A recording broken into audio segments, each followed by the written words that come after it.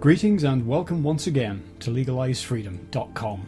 I'm your host Greg Moffat and my guest today is Steve Taylor, author of several best-selling books on psychology and spirituality, including Waking from Sleep, The Fall, Out of the Darkness, and his latest book, Back to Sanity. Have you ever thought that there might be something wrong with human beings, even that we might be slightly insane?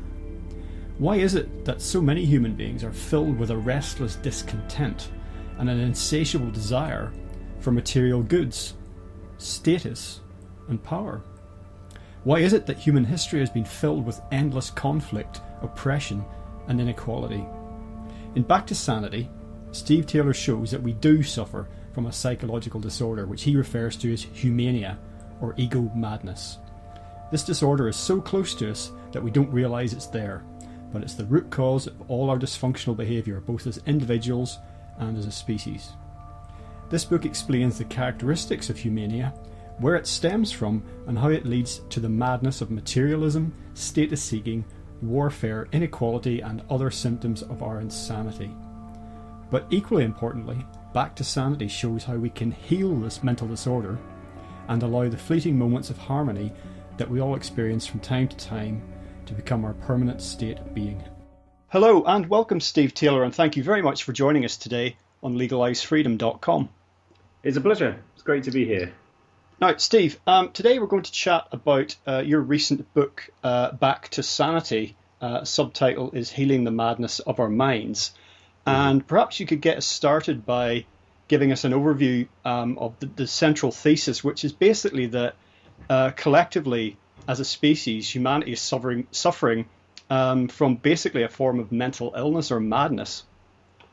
That's right. I think the mental disorder is so normal to us that we can't really view it objectively, and we don't actually realise that it's there. So in the book, I try to take the perspective of an alien being who was sent to the Earth to write an anthropological study of human beings. So I tried to sort of view the human race from the outside, from an objective standpoint. And I think if you do that, then you have to reach the conclusion that there is something seriously wrong with human beings. On the one hand, it's if you look back at human history, nobody can look back at human history without coming to the conclusion that human beings suffer from some kind of psychological disorder and that we're slightly insane or even largely insane.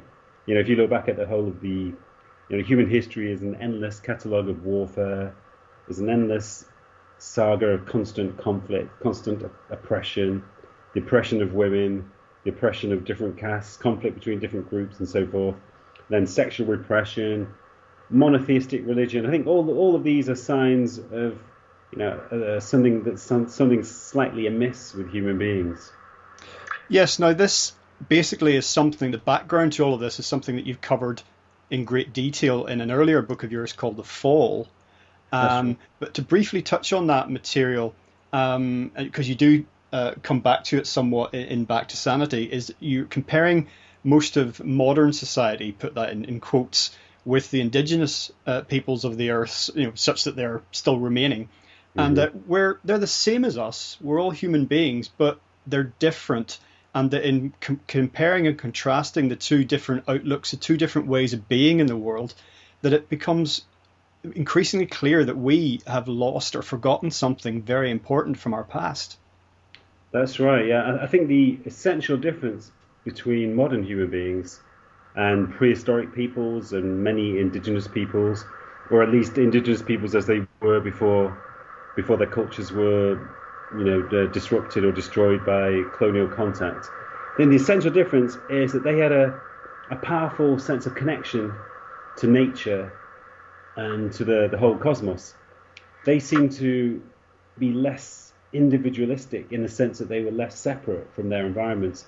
What characterizes modern human beings, and by modern I don't just mean like 21st century human beings, I mean human beings for the last few centuries, possibly the last few millennia, what characterizes us is a strong sense of separateness. We experience ourselves as entities which exist, which dwell inside our own mental space. And there's a duality between us and the world out there. We experience a sense of separateness. We are boundaried by our egos, and therefore we experience a sense of a sense of separateness, ego separateness, as I call it, but also ego isolation, the sense that we are apart from the world. I think that sense of disconnection, that sense of separation, is one of the root causes of so much discord and so much conflict and disharmony which fills human history and which still fills our lives as individuals. Yes, and this affects not only our relationships with each other on a sort of interpersonal level, but globally between tribes, nations, all sorts of power blocks, the way we've divided ourselves up along different lines.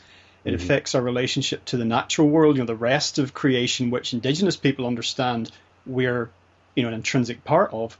And this even extends down, this division even extends down into ourselves, where we have this like almost a schizophrenic split in that, we find it difficult to live even with ourselves. It's at every strata there seems to be the divide seems to manifest itself. Exactly, yeah. I mean, it manifests itself in the divide between the mind and the body. This sense, the sense that many people have that they are an ego inhabiting this vehicle which we call the body, and that sense of inhabiting the body rather than being a part of the body as an integrated unit.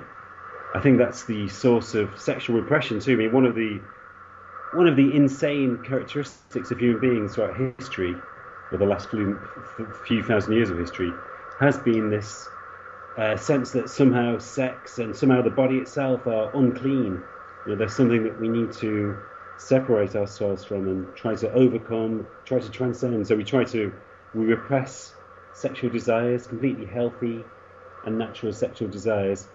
And we try to somehow overcome them, through celibacy or through self-control. And sexual desires become thought of as something unclean, something dirty, or something perverted. And you can still see that in so many societies around the world. In the Middle East, where there's a very hostile and ambivalent attitude towards sex.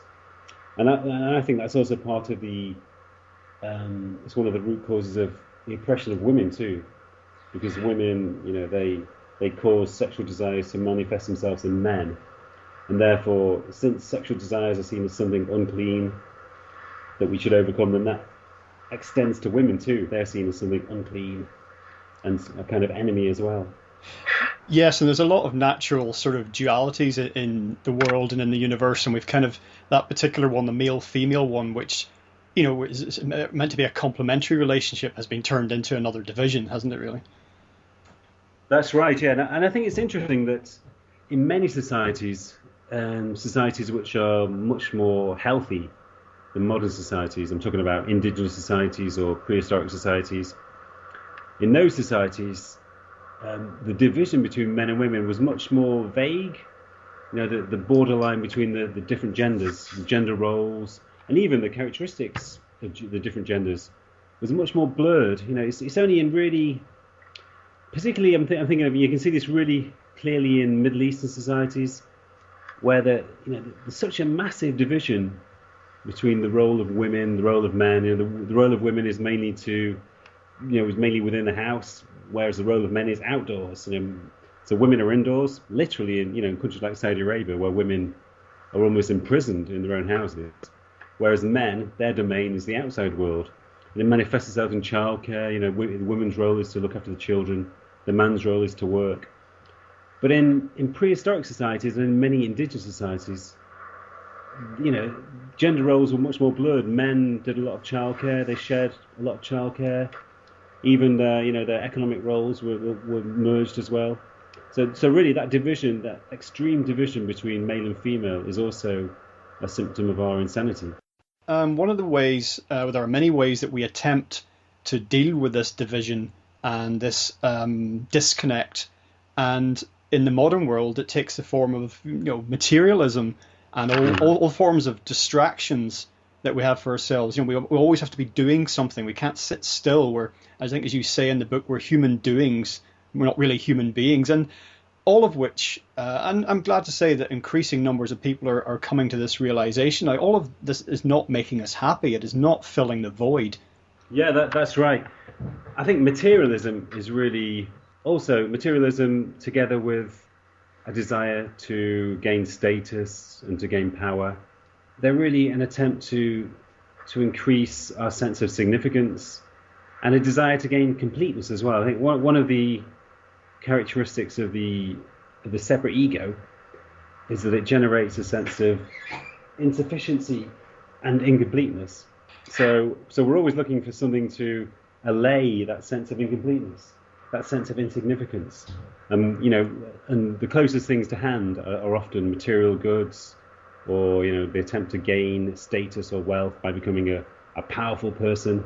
You're really trying to transcend that sense of the fundamental sense of incompleteness and insignificance which goes with the separate ego.